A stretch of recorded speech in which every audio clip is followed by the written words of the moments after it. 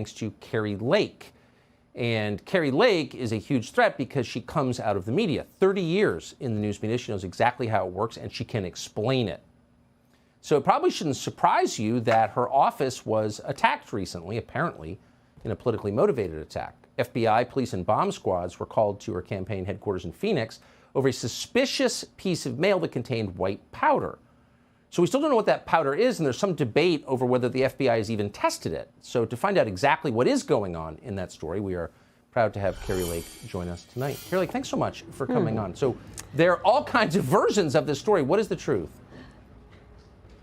Well, the truth is that we had delivered at our office a couple of envelopes that had white powder in them. One of them, our employee, our staffer, opened up and immediately realized there was a problem with it, threw it in the garbage can, and then another staffer grabbed it from the garbage can, and then all of a sudden we had several people exposed to it. The police showed up, the bomb squad showed up, firefighters and the FBI, and they took the envelopes. There were a couple of them at minimum, maybe more, and we were told they took them for testing. Now, this is the first time hearing that maybe they haven't, so maybe you know more about it than I do. I've been busy campaigning, and we've just been monitoring our staffers' health, and so far so good, but we are counting on the FBI to test that and let us know if we should be concerned about any danger. Apparently, the contents of the letter were incredibly, vulgar and threatening, and so we take it as a legitimate threat, but we're just happy that so far our staffers are okay.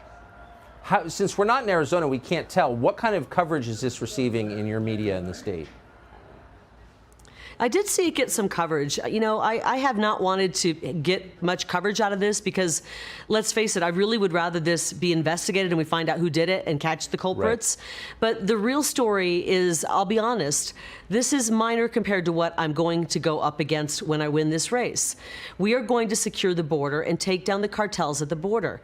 I don't think threatening letters are going to be the worst of it. I think there's much more coming, and we're ready for it. We will not be intimidated, Tucker.